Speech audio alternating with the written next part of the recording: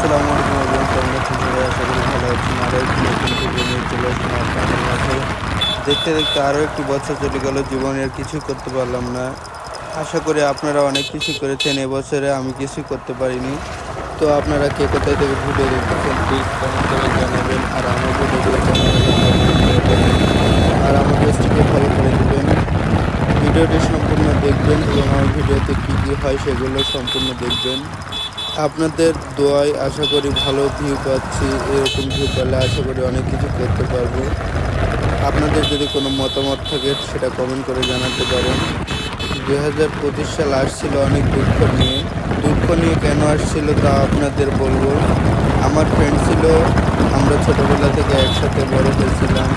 সেই ফ্রেন্ড 2025 সালের জানুয়ারির 2 তারিখে এক বাইক অ্যাক্সিডেন্টে মারা যায়।